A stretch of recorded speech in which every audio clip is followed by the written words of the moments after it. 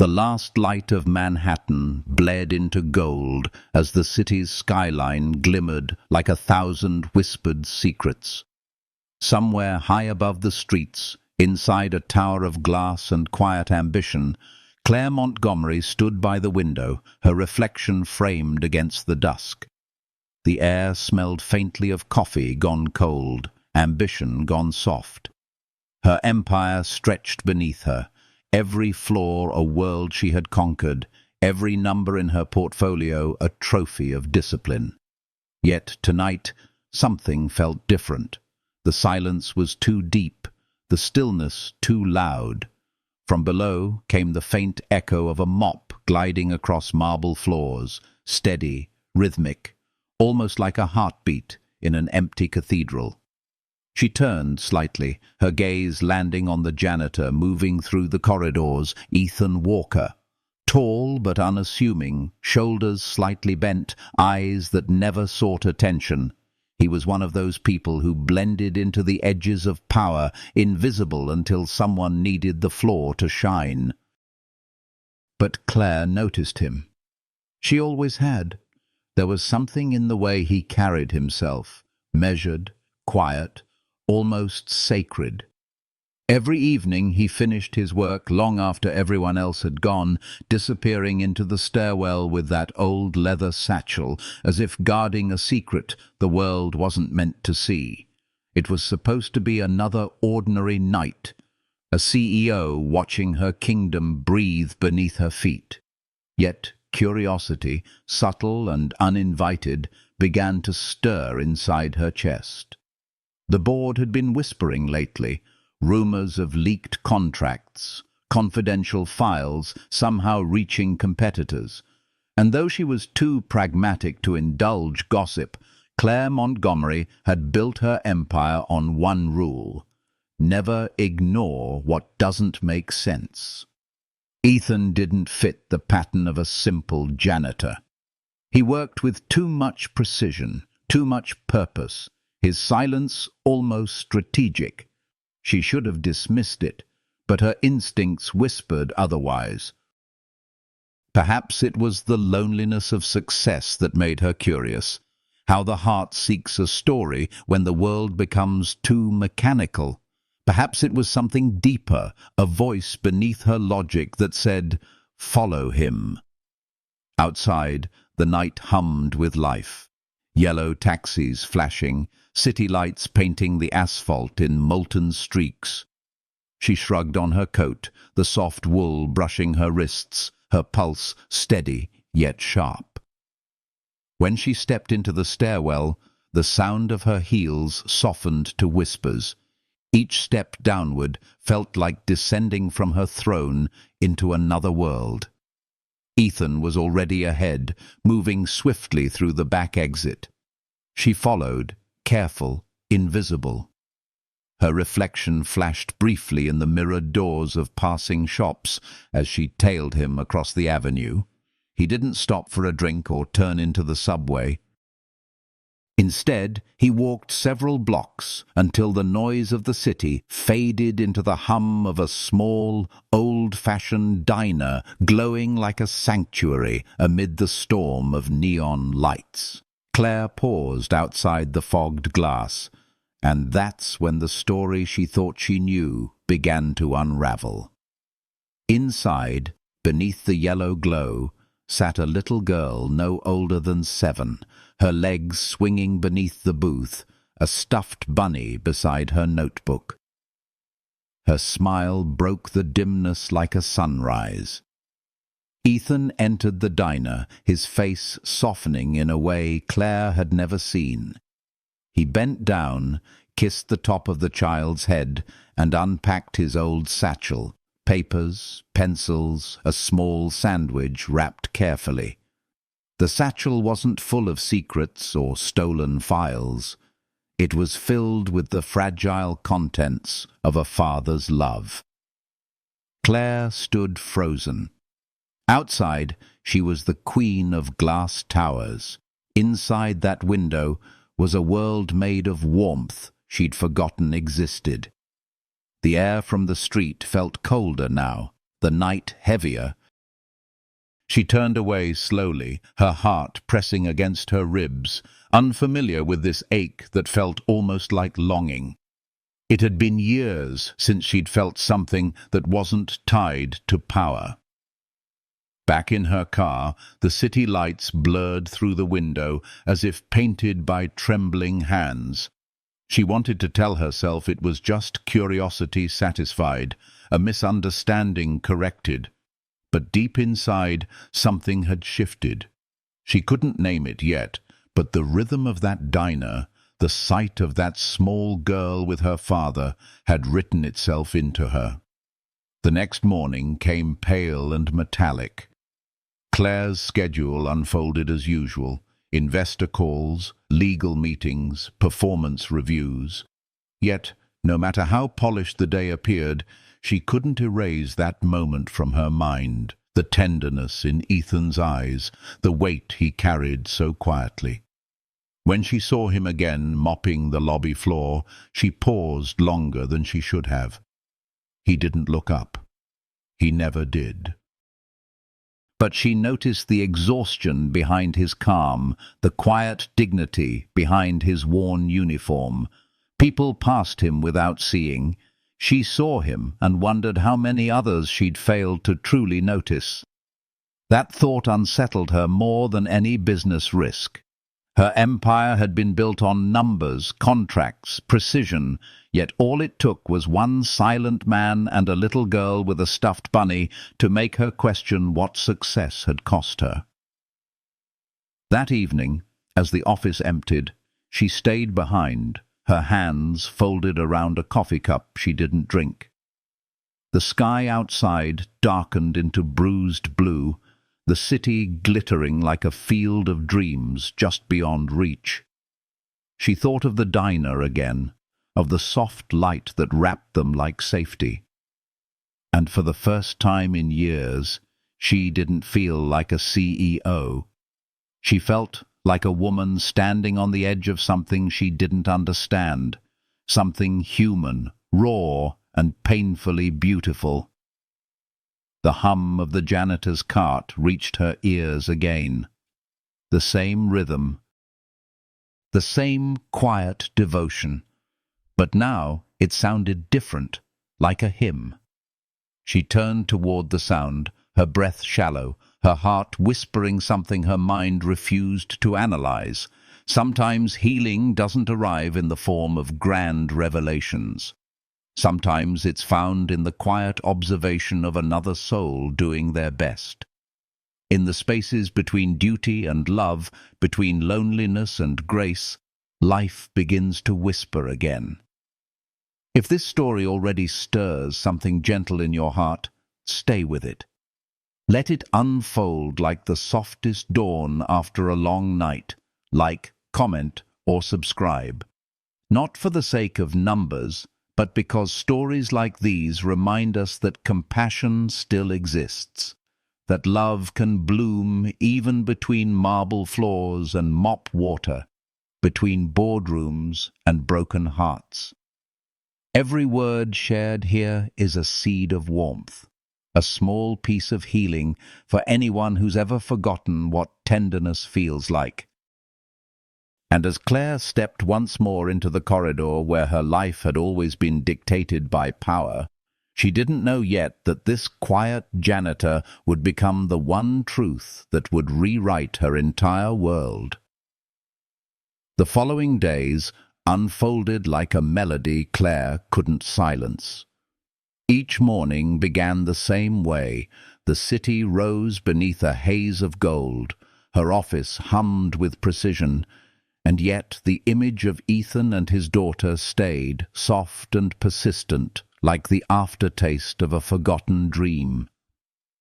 There was something in the way the memory lingered that both comforted and unsettled her. It wasn't guilt, it wasn't pity, it was something far quieter, almost healing. At first, she tried to bury it under her routine, spreadsheets, reports, conference calls that stretched into the evening, but every time her eyes drifted toward the marble floor outside her office, she saw him, the same steady rhythm, the same quiet hands. He never looked at her window, never slowed his pace, as if he'd mastered the art of disappearing in plain sight. She admired that. There was dignity in his silence, a kind of strength she couldn't name. That night, when the building emptied again, the same pull drew her from her desk. She stood by the elevator, staring at the glowing numbers descending to the lobby.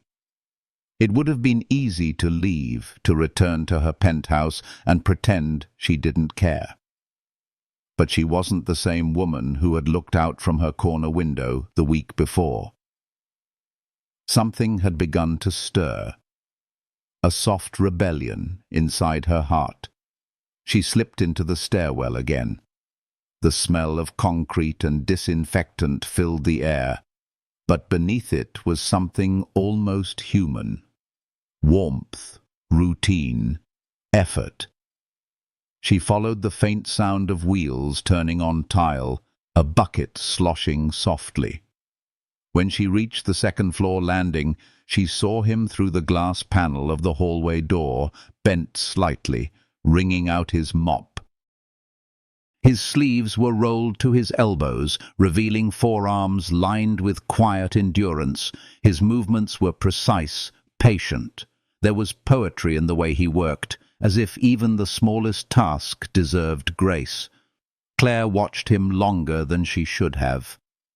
Something about his solitude mirrored her own, though she lived at the top and he at the bottom. Two different worlds, yet bound by the same emptiness, the same longing for connection that success could never buy. Her phone buzzed, a reminder of a late investor call, but she silenced it without hesitation.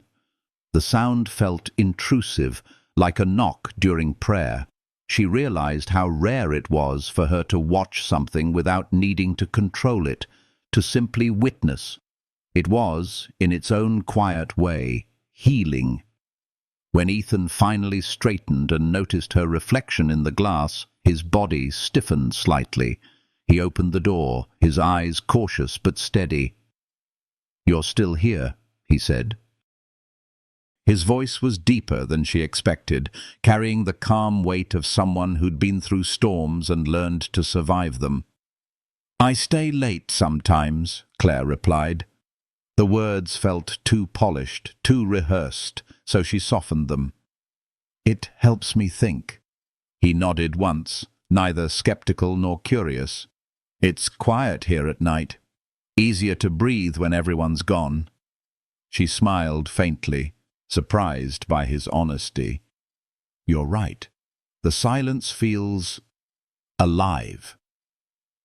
A hint of surprise crossed his face, then softened into understanding. "Most people hate it. Most people don't know how to listen to it," she said. For a moment, the marble corridor stopped feeling like a workplace. It felt like a fragile bridge between two lives, the overworked and the overlooked, drawn together by something they didn't yet understand. He excused himself gently, returning to his cart, and she stood there, watching him fade down the hallway, the hum of his cart echoing softly until it became part of the silence again. The next morning, she caught herself searching for him. Not intentionally, not with the same suspicion that had started all this, but with quiet curiosity. When he passed by the front desk, pushing his cart with a small nod to the receptionist, Claire noticed how people barely looked at him, invisible.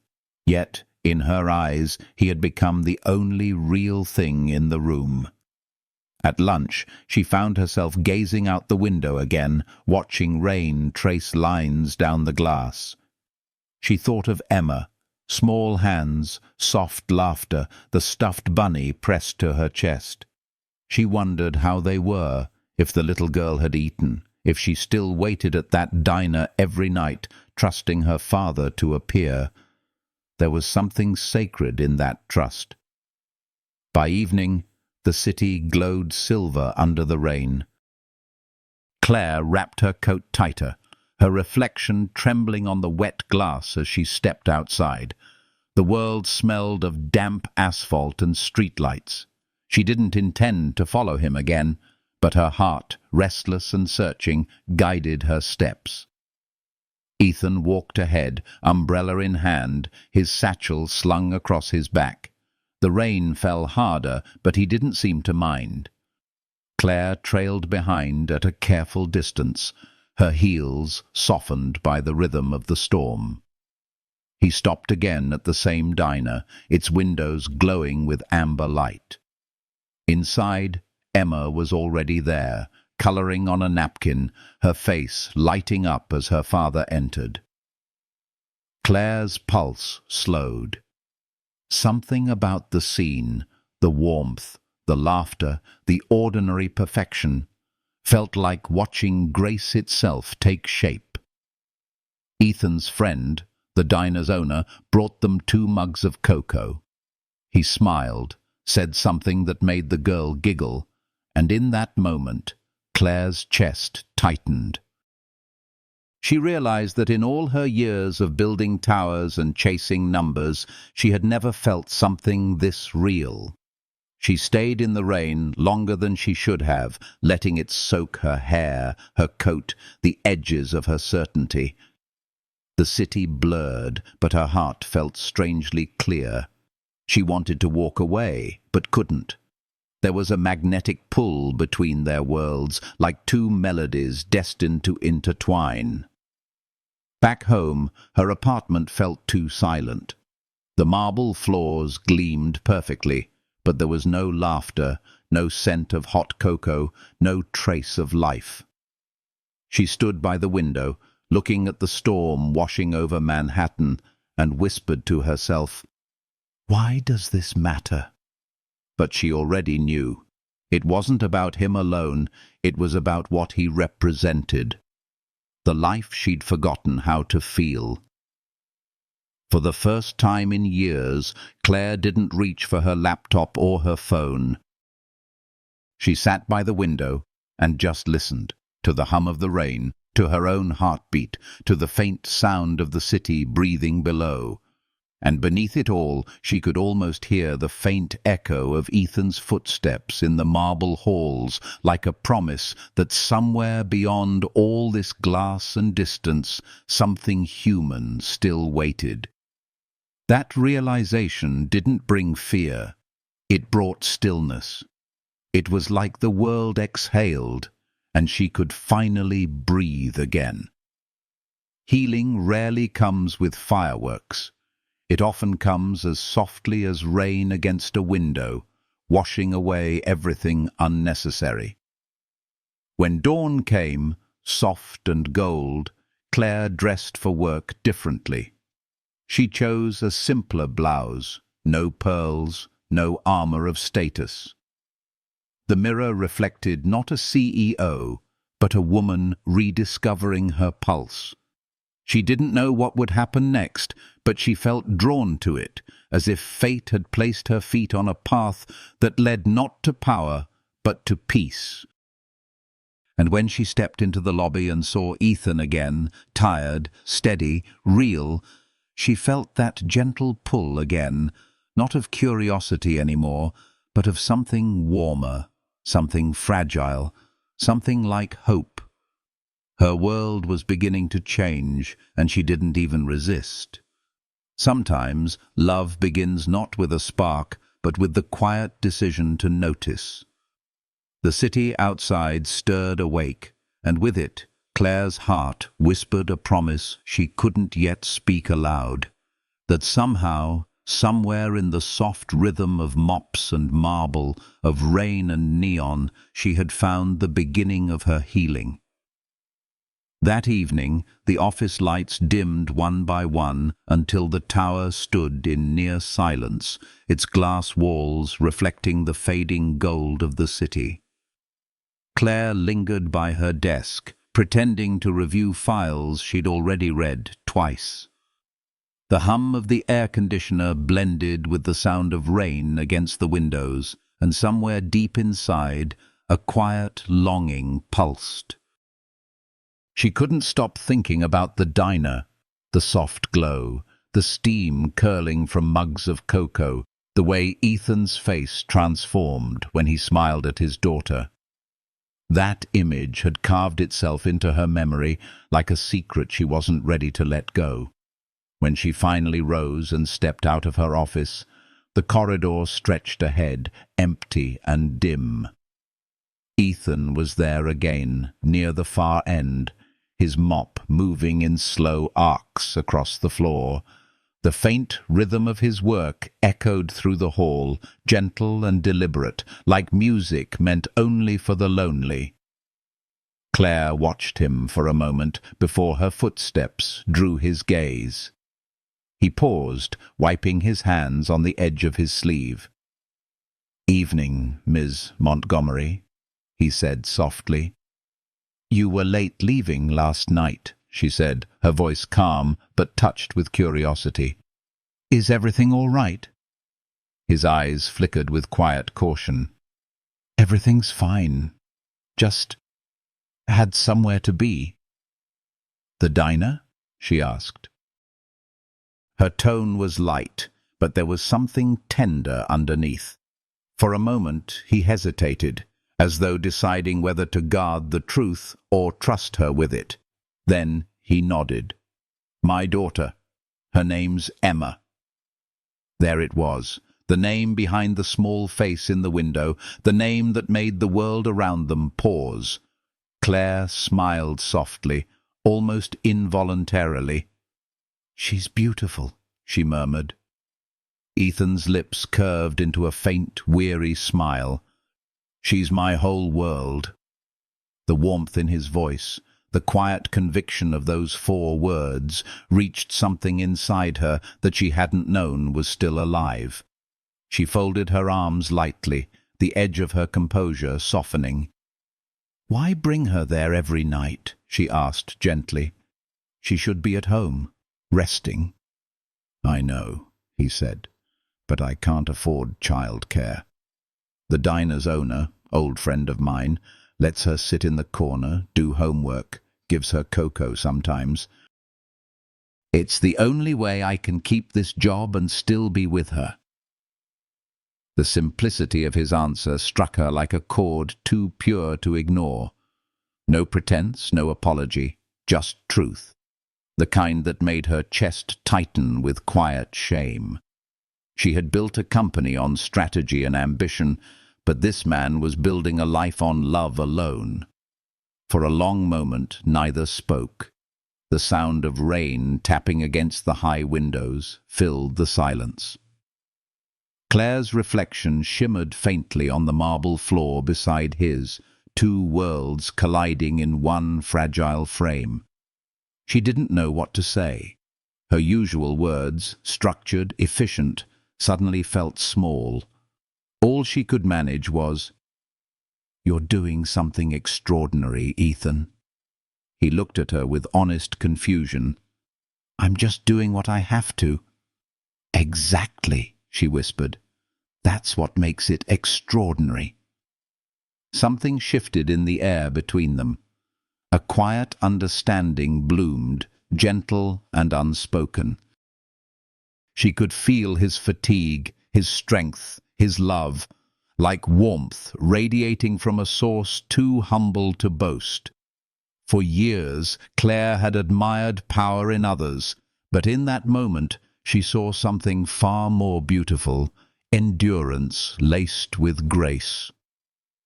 When she returned to her office later that night, the city below shimmered with reflections of car lights, but her thoughts stayed with Ethan.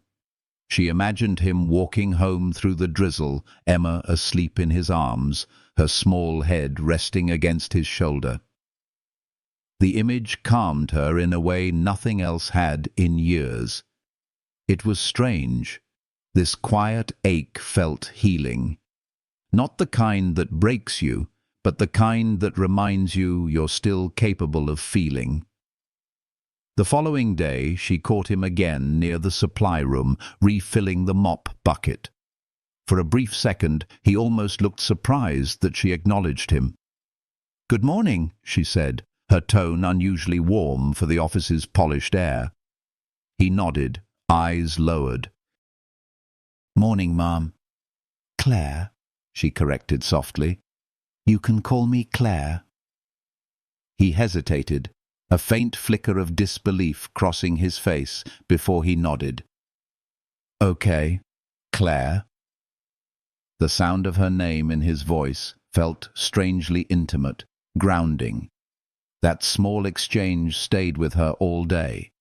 The more she tried to bury herself in spreadsheets, the more she thought of that tone, unpracticed, sincere, real. She had spent years surrounded by voices that flattered or feared her, but none that spoke her name with such honesty. By evening, she couldn't resist checking the diner again. She told herself it was coincidence that she only wanted coffee before heading home. But deep down, she knew the truth. The same golden light spilled through the diner's window. Inside, Emma's laughter rang like chimes. Claire stood outside again, hidden by the reflection of passing cars. Ethan was helping Emma with her homework, his patience endless, his love effortless. Every motion was a quiet sermon of devotion, the way he leaned in to explain a problem, the way he smiled when she got it right, the way his eyes softened like a man who'd found his reason to survive. Claire's throat tightened. There was something sacred about that moment, so ordinary yet divine.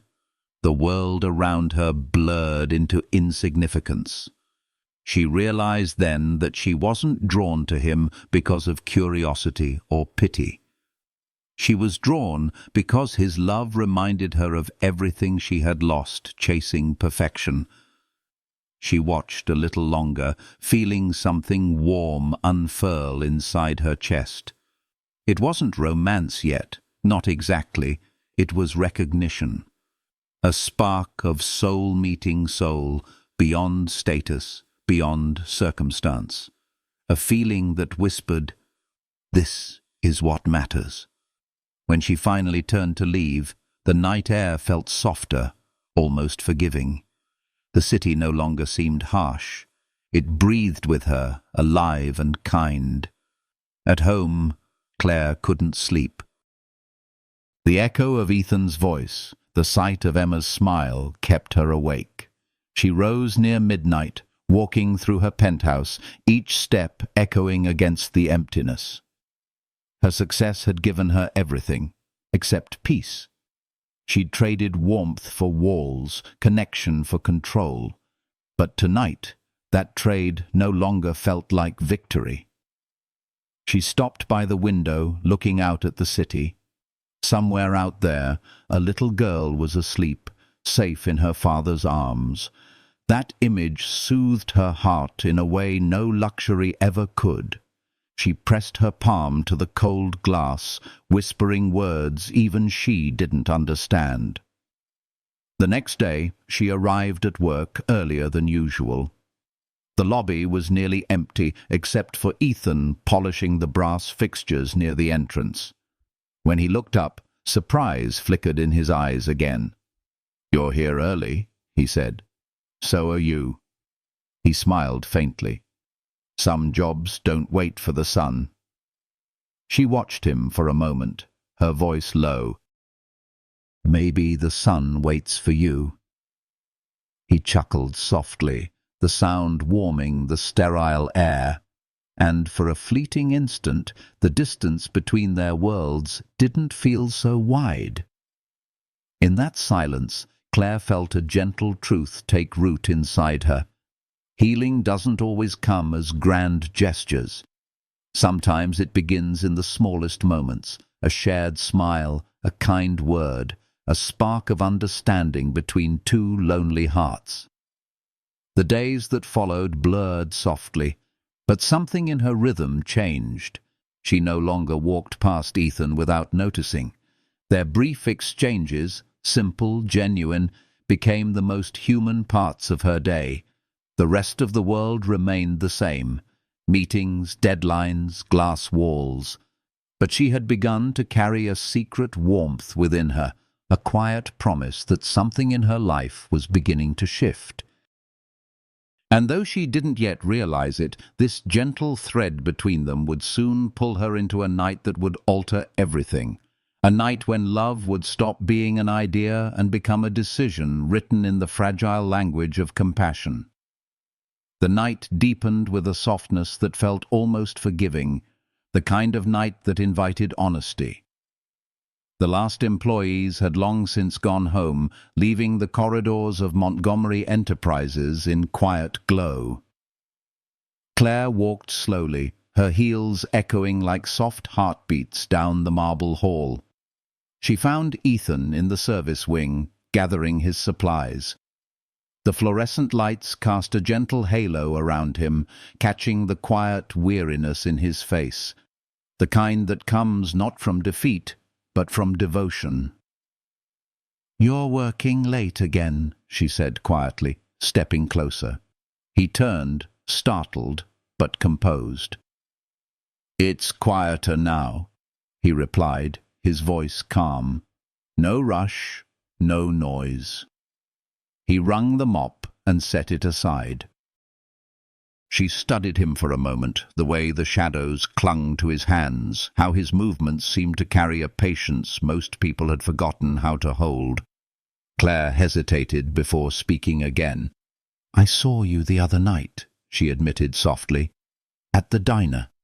He froze, his jaw tightening, eyes searching hers with a flash of guarded surprise. "You followed me?" She nodded, guilt flickering across her features, but quickly replaced by sincerity. "I didn't mean to invade your life. I thought—" She stopped, shaking her head lightly. "I thought something else. But what I saw, it wasn't what I expected." For a moment, silence filled the space between them. Then he sighed, the tension in his shoulders easing. "That's where I meet my daughter after work," he said simply. "Her name's Emma." Claire smiled softly, her voice gentler than before. "She's lovely. You must be proud of her." His eyes softened. "She's everything." She stepped a little closer. "You bring her there every night?" "Yes," he said, his tone low but steady. "It's the only way I can keep this job and still be with her. The diner's owner, Marcy, she's an old friend. Lets Emma sit there, do her homework, gives her cocoa sometimes. It's not ideal, but it works." Claire looked down at her hands, fingers tightening around the edge of her sleeve. "You shouldn't have to choose between being a father and surviving," she murmured. "I don't think of it that way," he said quietly. "Every day I come home to her is a good day, even when it's hard." Something in his words broke open a quiet ache inside her. The man before her had nothing, no title, no power, no safety net. And yet he carried a peace she'd never been able to buy. She envied that, not with resentment, but with a kind of yearning she couldn't name. She glanced up, meeting his eyes again. "You don't talk about yourself much." "Not much to tell," he said with a faint smile. "People don't usually ask." "Well," she said softly, "I'm asking." He hesitated, then leaned lightly against his cart. "I used to be an engineer," he said after a moment. "Graduated top of my class. Had job offers waiting, plans, ambitions, all the things people are supposed to chase. Then Emma came along, and her mom." His voice faltered, but he didn't stop. "She couldn't handle it. One day she left. No note, no goodbye, just gone." Claire's chest tightened. "I'm sorry," she whispered. He shook his head slowly. "Don't be. That was the day I stopped chasing the wrong things. I used to think success was about what you build. Now, I think it's about who you hold." The simplicity of his words disarmed her completely. For a woman who lived by numbers, who measured worth in revenue and reputation, his truth was almost too beautiful to bear. She looked at him and saw not just a janitor, but a man who had lost everything, yet somehow learned how to love deeper because of it. "Ethan," she said softly, "you're not failing her. You're giving her more than most people ever could." He gave a faint, tired laugh. "Sometimes it doesn't feel that way. I stumble more than I stand, but I promised her one thing, that she would never feel abandoned. Not ever." Claire's heart felt heavy with warmth. "That's what makes you her hero," she said. He looked at her then, really looked, and something in his expression changed.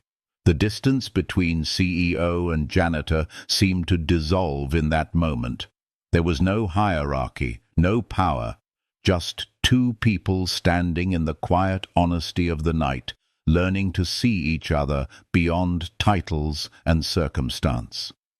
A soft hum filled the hallway, the low vibration of machines running in the background, the heartbeat of a building that never truly slept. Claire felt something shift deep inside, a stillness, a healing quiet that reminded her what it meant to truly witness another soul. Ethan looked away first, gathering his things again, his movements humble but sure.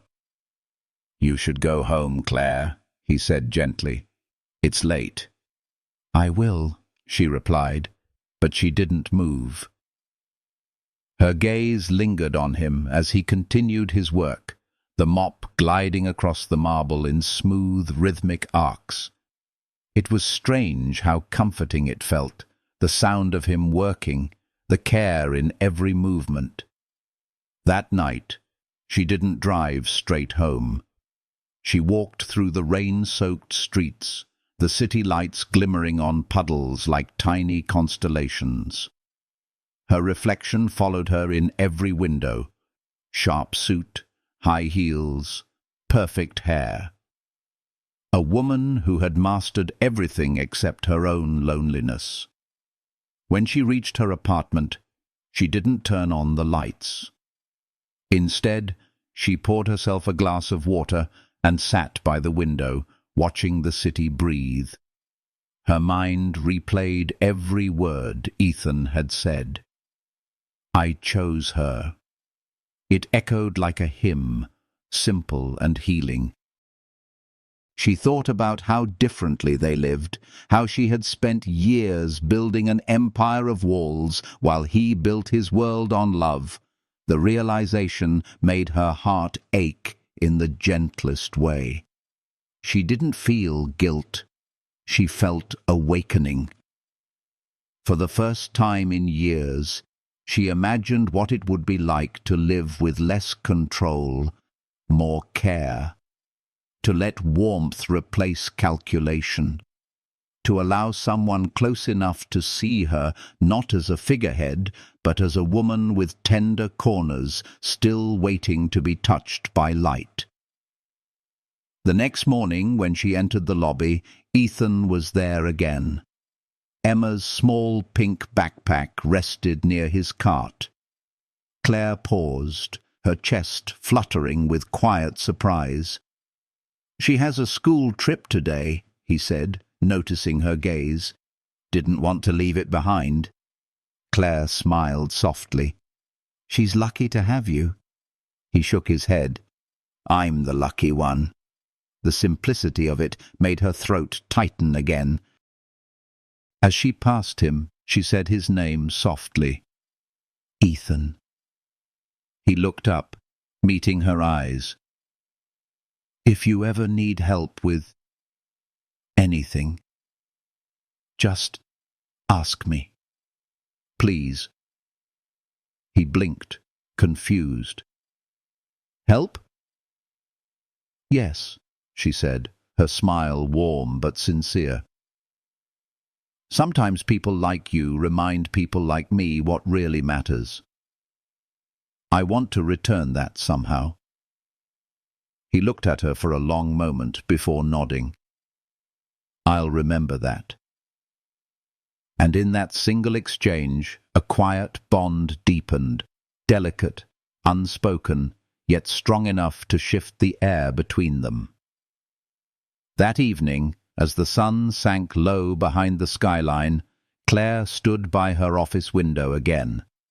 The same city stretched before her, but it no longer looked like steel and glass. It looked alive, breathing, filled with stories she had never taken the time to see. Somewhere below, Ethan was probably finishing his shift, ready to meet Emma at the diner. Claire closed her eyes, letting that image settle like peace in her chest. The world outside buzzed with chaos, but within her something softer was growing, a tender faith in the beauty of small kindnesses. And as the day melted into night, she felt it. The beginning of a connection neither of them could explain. The faint glow of something that wasn't ambition or duty, but love in its most human, healing form. The sky dimmed to indigo, and her reflection merged with the lights of the city below. For the first time in years, Claire Montgomery smiled, not because she had won, but because she had felt. And though she didn't know it yet, the night waiting ahead would test every wall she'd ever built, and open her heart to a kind of love that would forever change her meaning of home. The sky was restless that night, painted in bruised clouds that hung low over Manhattan.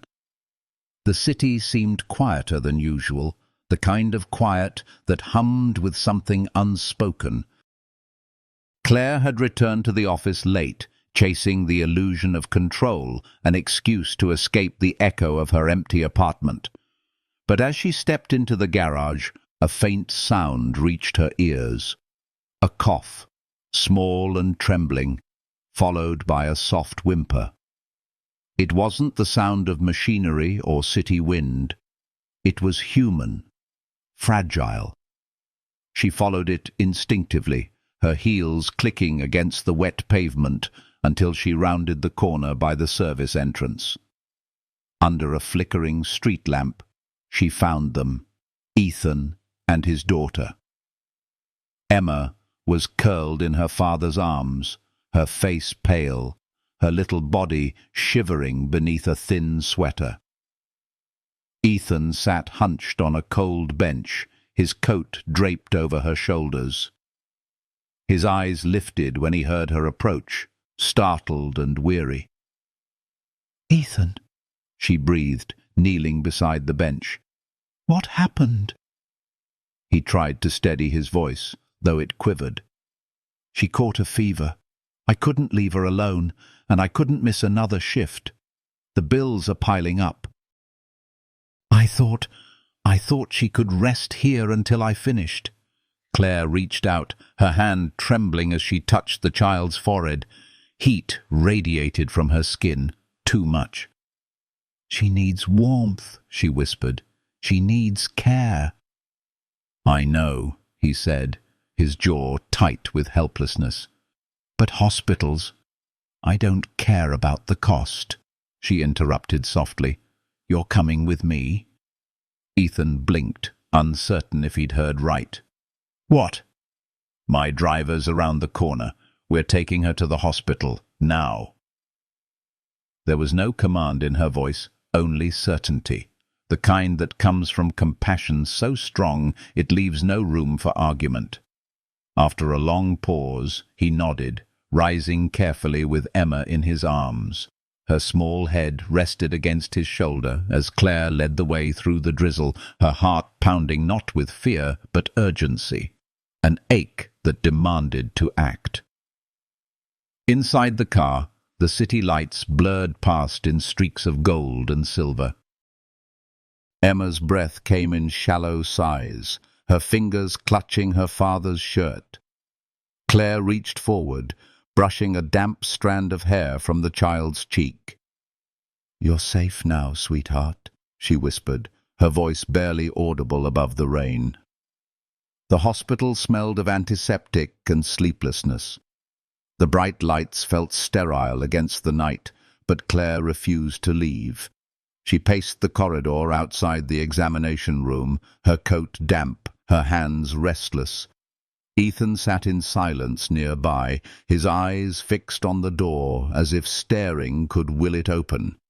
His shoulders were tense, his knuckles white from holding too much inside. Finally, the nurse emerged. "She'll be all right," she said with a reassuring smile. "A bad infection, but we've given her medication. She needs rest and warmth for a few days." Relief hit Ethan like a wave, but his composure didn't break. He simply nodded, whispering, "Thank you." Claire, however, felt something loosen inside her chest, something she hadn't realized she'd been holding. When they were allowed into the room, Emma was already asleep, her small hand resting on the white sheet, her breathing even. Ethan sat beside her, his hand finding hers instinctively, fingers entwined like a vow. Claire watched them quietly from the doorway, her throat tightening. He looked different here, stripped of uniform and burden. The fatigue on his face told 1,000 stories, yet there was light in him still, a quiet resilience that humbled her. She stepped closer, speaking softly. "You did the right thing." He looked up, his voice low. "I almost didn't. I thought I could handle it. I always think I can." "You don't have to carry everything alone," she said, almost to herself. He smiled faintly. "Some of us don't have the choice." Claire pulled a chair beside him, the sterile smell of the room fading beneath the hum of heart monitors. "You're wrong," she said after a moment. "You chose her. That's everything." Ethan's eyes lifted slowly, and for the first time she saw the depth in them, tired, yes, but alive with something she'd long forgotten. Purpose. "I didn't give up my life for her," he said. "I chose her. There's a difference." The words struck through her like a chord, deep and resonant. For years she had given everything to her company, her time, her soul, her peace. But she'd never truly chosen anything. She'd traded feeling for function, love for safety. And here, in a small hospital room, smelling of antiseptic and hope, she realized how hollow that victory was. Claire leaned back slightly, her voice quiet. "You're teaching her something no school ever could." He glanced at her, confused. "What's that?" "How to love without fear." The silence that followed wasn't empty. It was healing. It filled the room like warm light after a storm. Hours passed, and night deepened. The city beyond the glass kept breathing, traffic murmurs, sirens far away. But in that room, time moved differently. Claire watched Ethan doze lightly in the chair beside his daughter's bed, his fingers still wrapped around hers, unwilling to let go. There was tenderness in that exhaustion, beauty in its honesty. It was a kind of love she'd never witnessed up close. Love that didn't demand or perform, it simply stayed. She didn't leave until dawn brushed the sky in pale silver. When the nurse entered with a clipboard, Claire quietly slipped out to make a phone call. She arranged for Emma's medication to be covered, the bill sent to her private account. She didn't tell Ethan. It wasn't charity, it was gratitude, repayment for the lesson he'd unknowingly given her. When she returned, the light was softer and Emma was awake. The little girl's eyes fluttered open, sleepy but clear. She turned to her father. "Daddy, are we going home soon?" Ethan smiled gently, brushing her hair back. "Soon, sweetheart." Claire stood by the window, watching the exchange. The morning sun caught the edges of Ethan's face, and something in her heart began to change shape, a slow, quiet surrender to everything she'd been resisting. When Emma noticed Claire, she gave a shy smile. "You're Daddy's boss," she said in a small voice. Claire laughed softly, walking closer. "I suppose I am." "Thank you for helping," the little girl whispered, and in that moment Claire felt something inside her heal, a part of her that had forgotten what kindness felt like when it came from innocence. She touched Emma's hand lightly. "You're very brave," she said. Emma smiled again before sleep pulled her back. Ethan looked at Claire with gratitude that didn't need words. "She reminds me of you," Claire said quietly. Ethan raised an eyebrow, surprised. "How so?" "She believes the world can still be kind." For a moment he didn't reply. Then, with a voice as soft as a prayer, he said, "Maybe it can be, if more people cared to look." The truth of it lingered between them like light through stained glass. Claire didn't have an answer, only a feeling, the sense that something sacred had begun to bloom between them. When they stepped outside the hospital later that day, the air was cool and washed clean by rain. The city was waking, sunlight breaking through the clouds. Ethan held Emma in his arms, her head nestled against his shoulder, small and safe. Claire walked beside them in silence, her hand brushing lightly against Emma's back, as if afraid the moment might disappear. At the car, Ethan turned to her. "I don't know how to thank you." "You already have," she said softly. "You showed me something real." He nodded, uncertain how to respond. For a brief second their eyes met, and it felt like the world stopped spinning, not in passion, not in longing, but in recognition. Two souls that had lived too long in solitude suddenly seeing each other in the light. As they parted ways, Claire watched them go, father and daughter walking hand in hand through the morning sun. And though she stood alone, she didn't feel lonely. Something inside her was awake again, alive in a way she hadn't felt since childhood. She knew it wasn't the end of their story. It was only the beginning of something tender, something that would grow slowly, quietly, with the kind of warmth that heals what power cannot. And as the wind carried the scent of rain through the city's streets, Claire whispered to herself, not as a CEO, but as a woman rediscovering her soul, maybe love isn't found in grand gestures, but in small moments like this, moments that teach the heart to breathe again.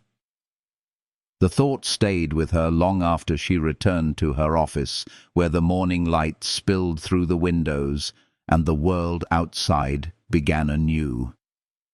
The days after the hospital passed in a kind of quiet glow, the way dawn softens the world after a long storm.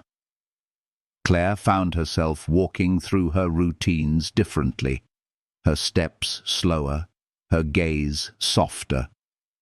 The city still roared outside, but something inside her had changed. She was listening now, not only to the world, but to the fragile rhythm of her own heart. Ethan's words echoed like a melody that refused to fade.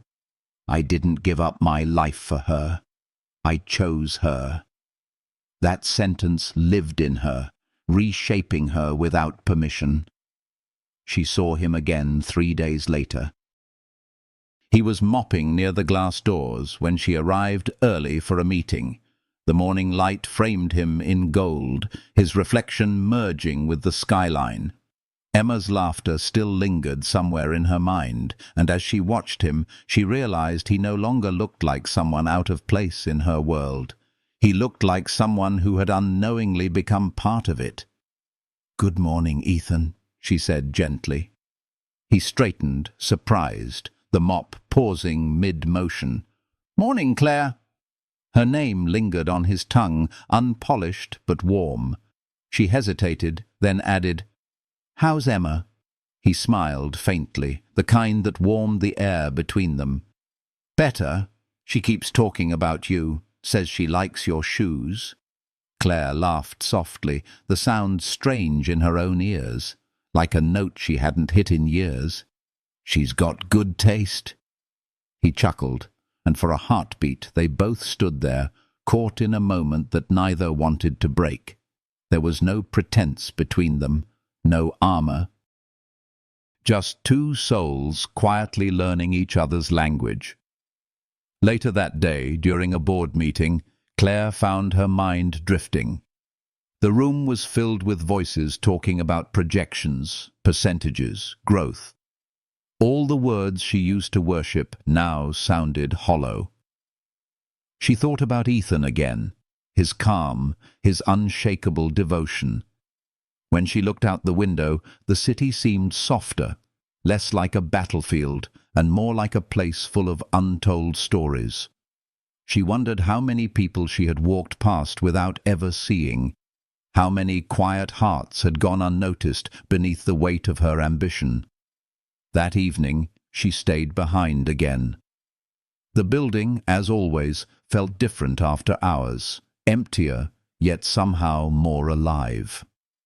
The lights dimmed to a golden hush, and she could hear the familiar rhythm of wheels and water echoing down the hall. She followed the sound until she found him near the lobby, kneeling beside the cart, polishing the brass handles of the entrance doors.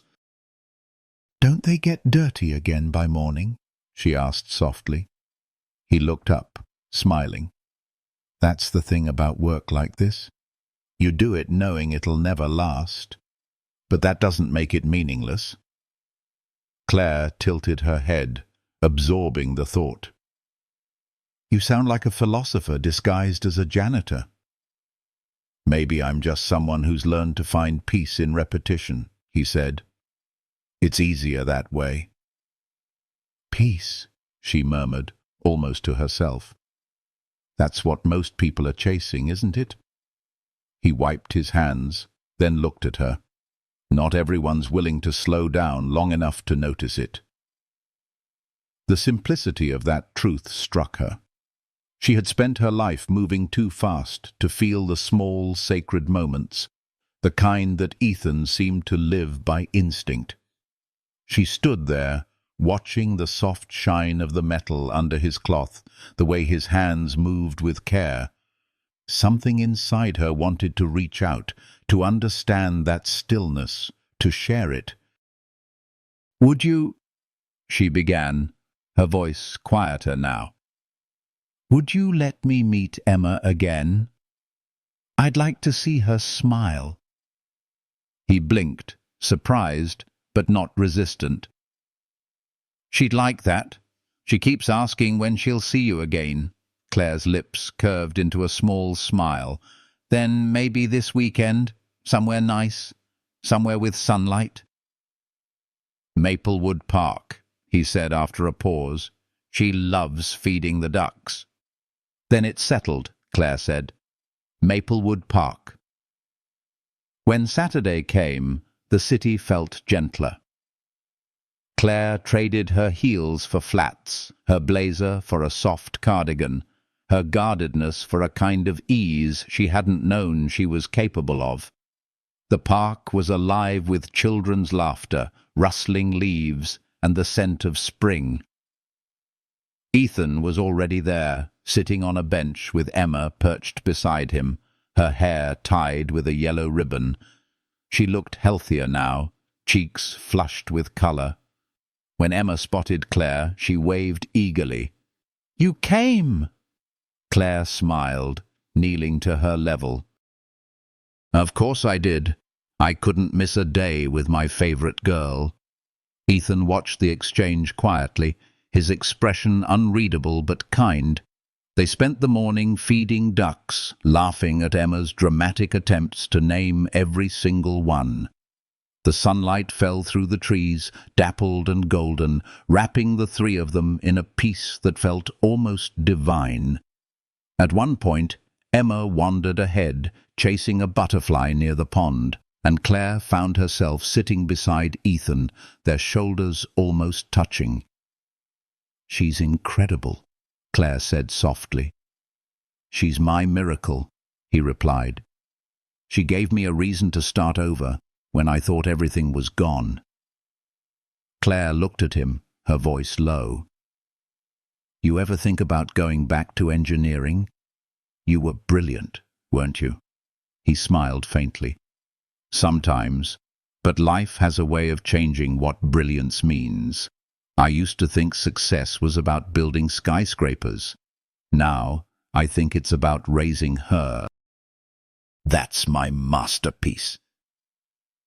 Claire felt tears press against her eyes, not from sadness, but from awe.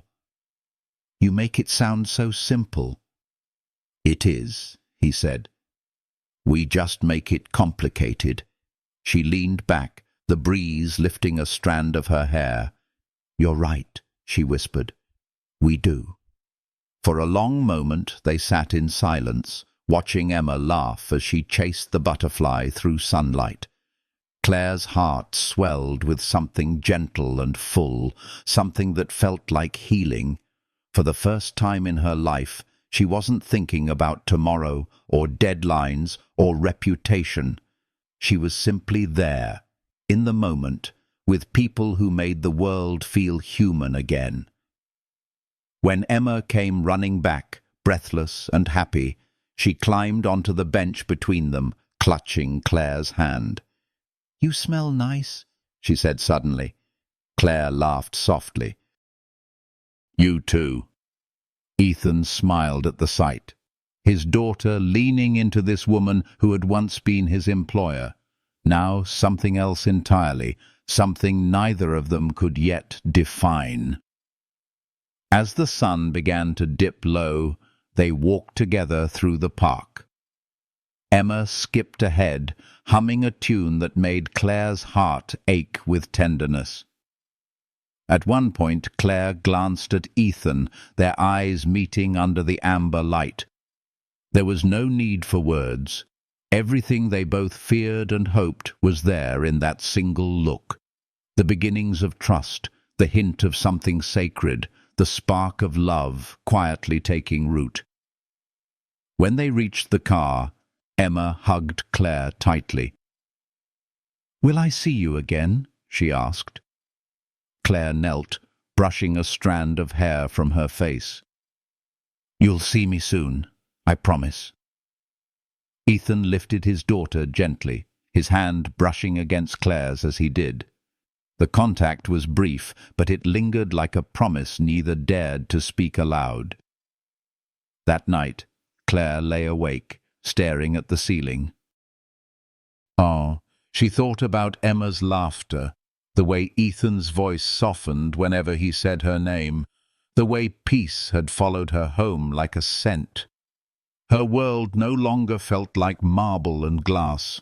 It felt alive, fragile, human. She realized that healing doesn't always come as a grand revelation. Sometimes it arrives quietly, disguised as small joys, the sound of laughter, the warmth of sunlight, the comfort of being seen. When she closed her eyes, she could still feel the brush of his hand, the steady kindness in his voice. And though she didn't yet know how their paths would intertwine, she knew one thing for certain. Her life had already changed forever. The walls she had built so carefully around her heart were beginning to crack, not from pain, but from light finding its way in.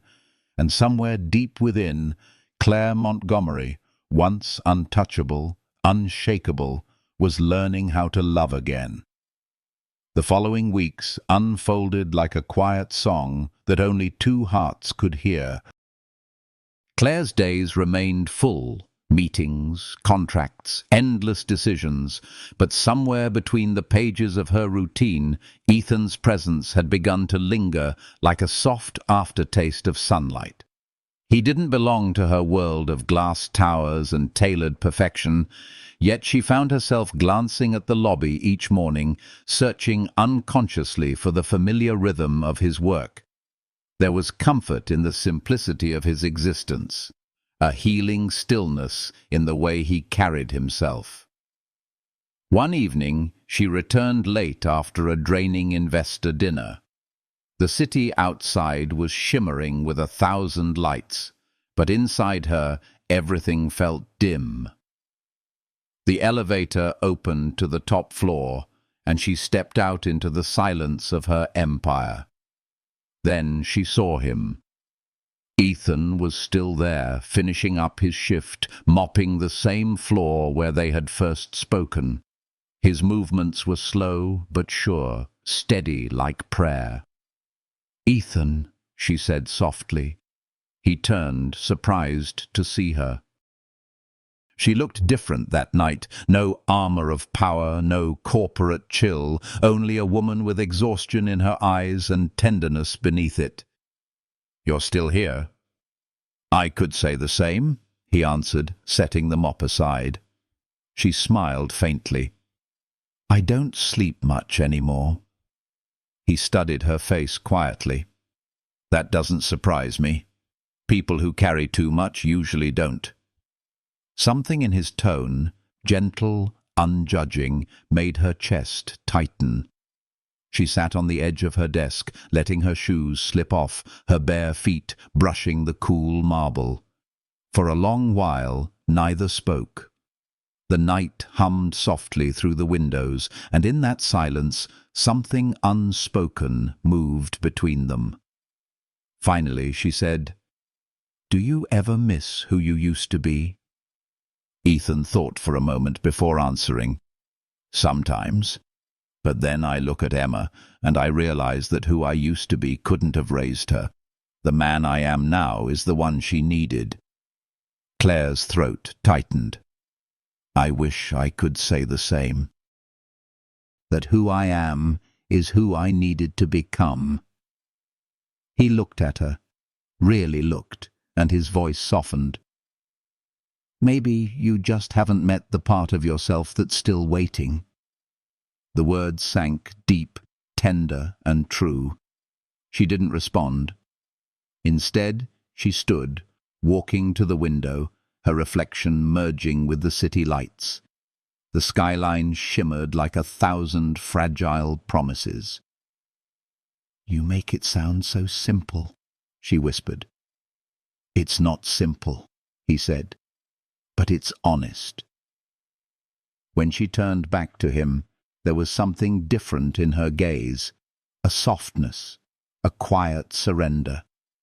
"I don't remember the last time someone spoke to me honestly," she said. He smiled gently. "Maybe that's why you don't sleep."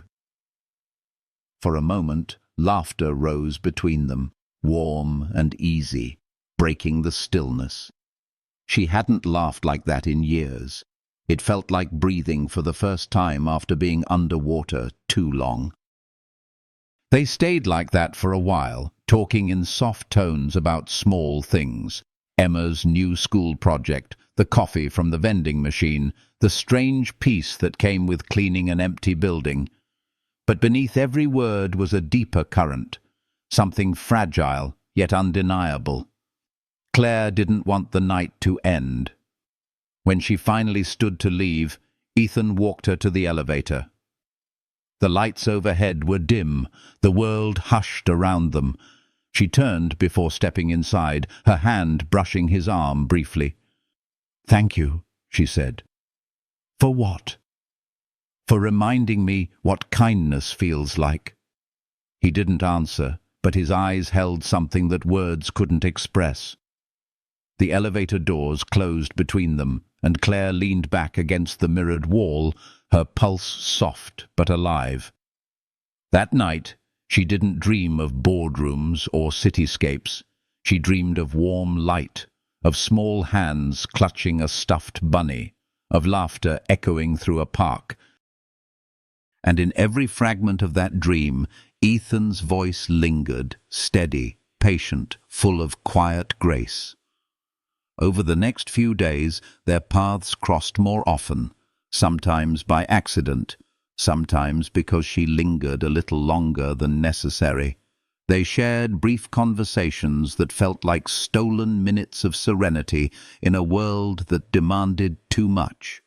He spoke little, but when he did, his words carried weight, the kind that stayed in her mind long after he walked away.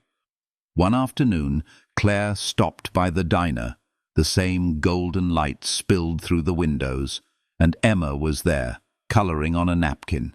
When she saw Claire, she jumped up with a grin. "You came."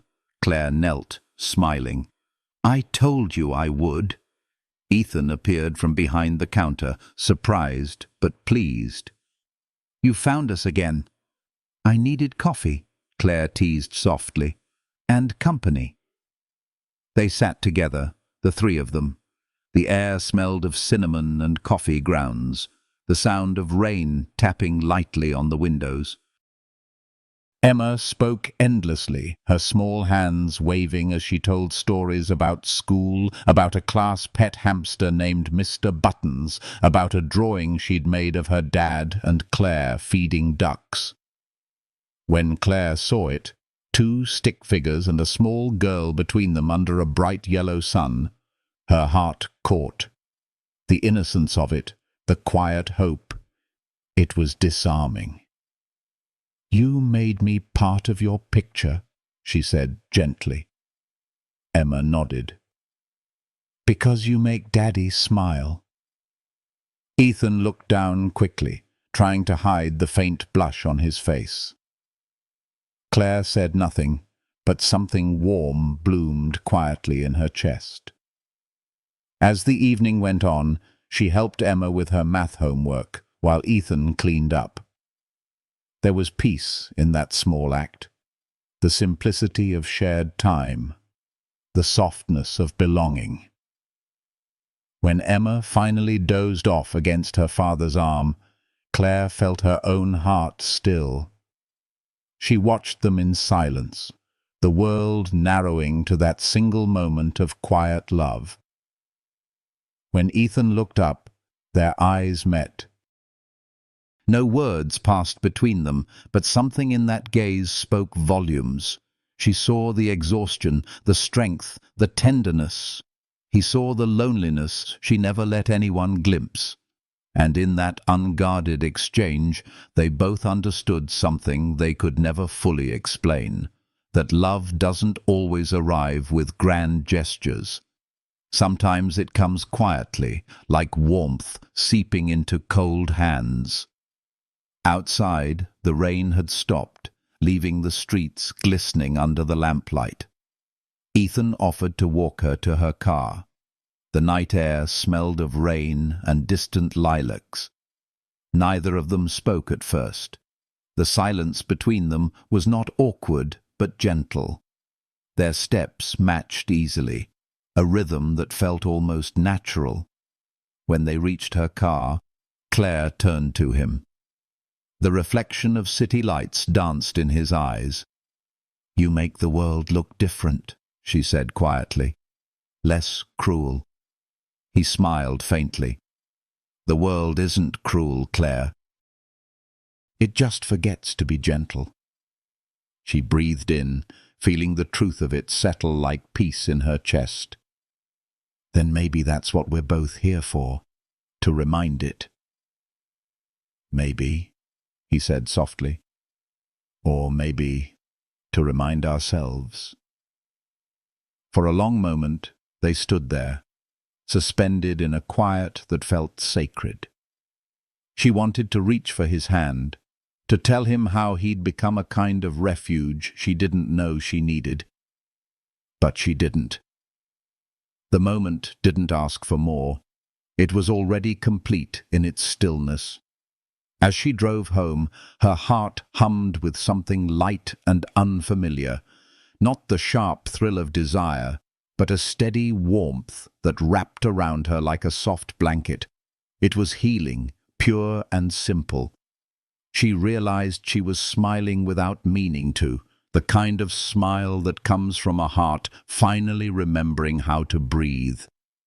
That night, she didn't open her laptop, she didn't check her phone. She poured herself tea, sat by the window, and let the quiet fill her.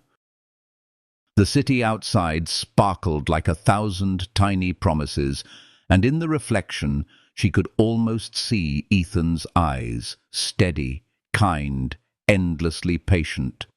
Somewhere deep within, she knew she was already falling. Not fast, not recklessly, but gently, like leaves surrendering to autumn wind. It wasn't the kind of love that consumed, it was the kind that mended, that taught the soul to rest.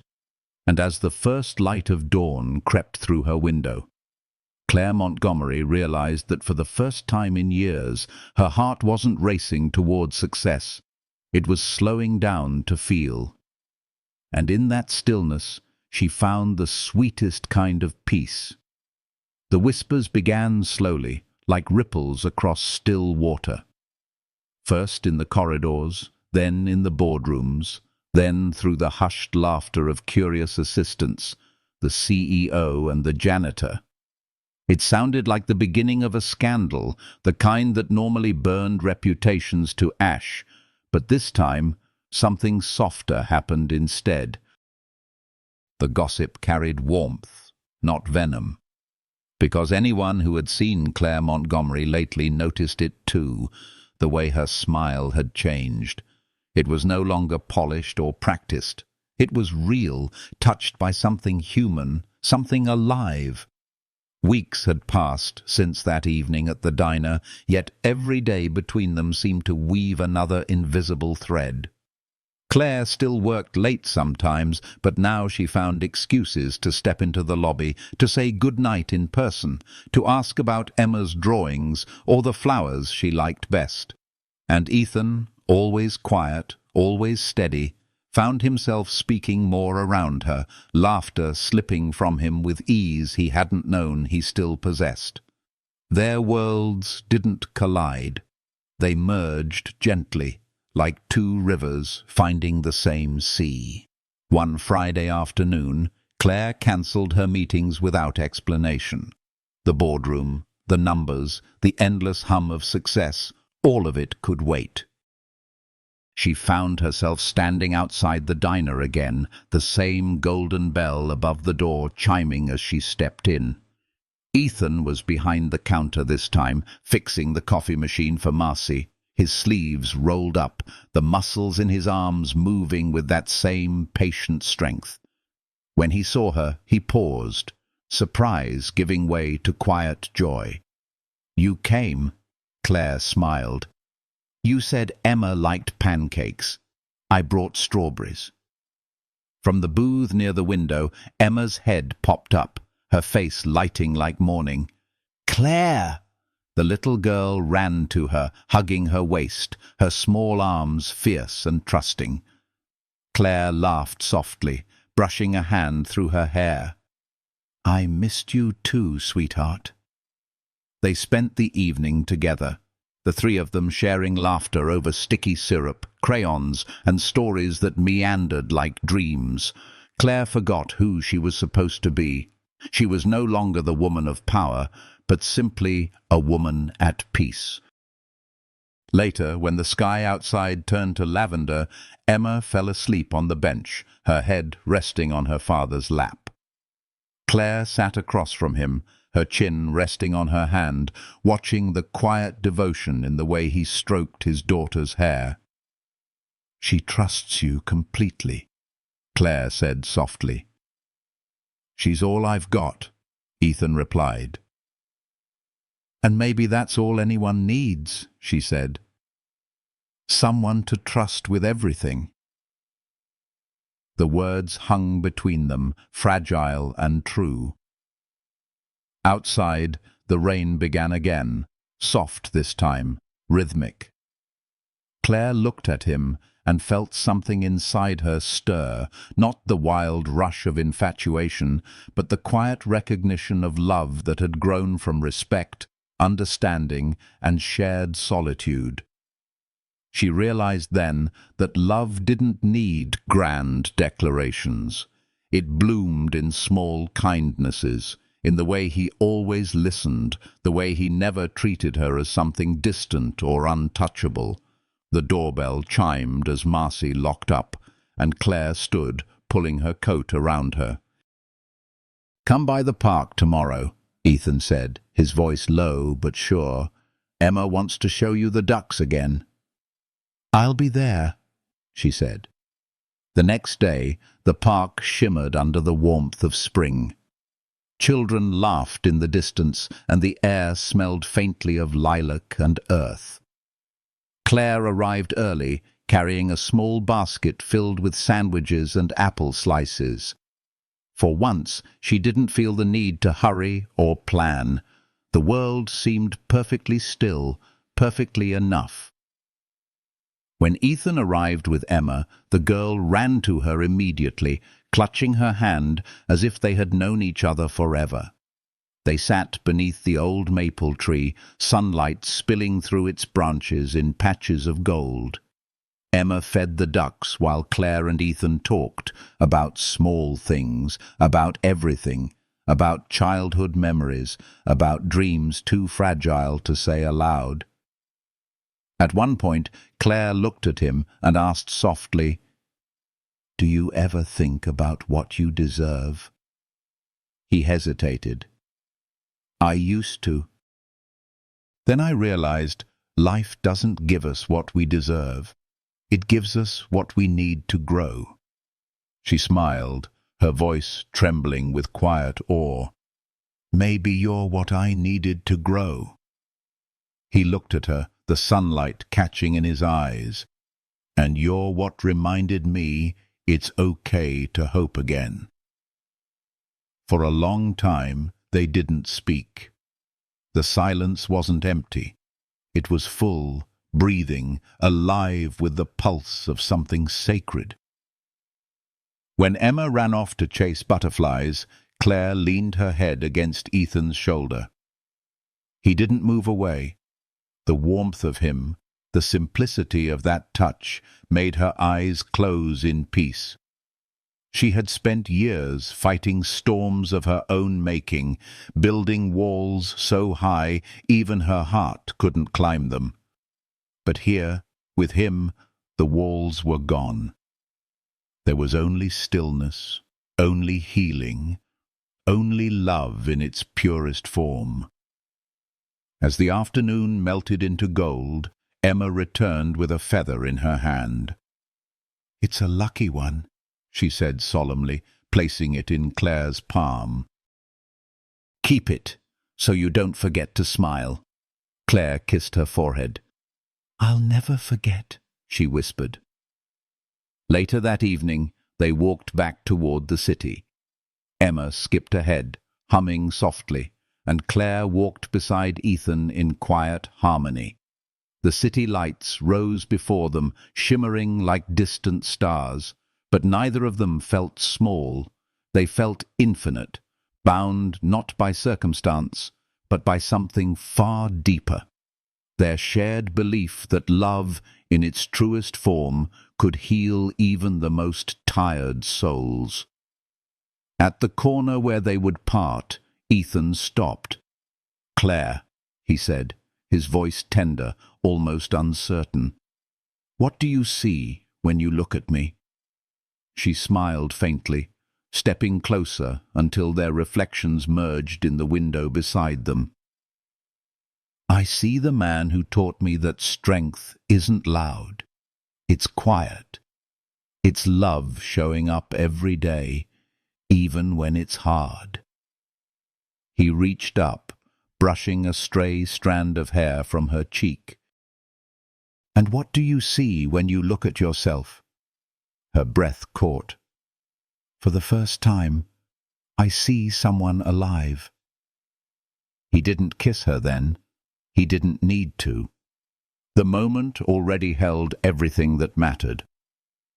Weeks later, the whispers in the office became something else entirely. Admiration. The woman who once ruled with iron now ruled with grace. She smiled at employees, remembered their names, stayed late to talk instead of command. The walls that had once separated her from the world had become windows. And every now and then she'd find Ethan waiting at the lobby, Emma beside him, a quiet wave exchanged like a secret blessing. One afternoon, Claire surprised them both by driving out to their small apartment in Brooklyn. The place was simple but warm, filled with the scent of lavender and crayons. Emma greeted her at the door, her face glowing. "You came!" "Of course I did," Claire said, stepping inside. She helped Emma set the table while Ethan finished cooking. The evening was quiet, tender, wrapped in laughter. When Emma went to bed, they lingered by the window, the city glowing beyond the glass. "You fit here," Ethan said suddenly. Claire turned to him. "I didn't think I'd fit anywhere." "You do," he said simply. "You always did. You just forgot." The words felt like a prayer. She leaned into him, her forehead resting against his chest. His arms came around her, strong and sure. The world outside could crumble and rebuild 1,000 times, but in that moment she was exactly where she was meant to be. Love didn't need a declaration. It was already in every quiet breath they shared, every heartbeat sinking to the same rhythm. When morning came, sunlight filtered through the thin curtains, brushing her face. She woke to the scent of coffee, to the sound of Emma's laughter, to the gentle hum of a life built not from power, but from peace. And in that small, imperfect apartment, Claire Montgomery, the woman who once believed control was her armor, finally understood what it meant to be free. It wasn't the ending of her story. It was the beginning of a gentler one, a story about second chances, about the beauty of ordinary days, about finding healing in the simplest acts of love. If this story touched something warm in your heart, take a breath, hold that feeling for a moment, and let it remind you how love can bloom even in unexpected places. Leave a comment and tell me what part made you feel the most. Like this story if it made your heart softer, and subscribe for more tales that bring warmth, hope, and healing light into your soul. Because sometimes a single story can be the gentle reminder that love still lives quietly among us, waiting to be seen.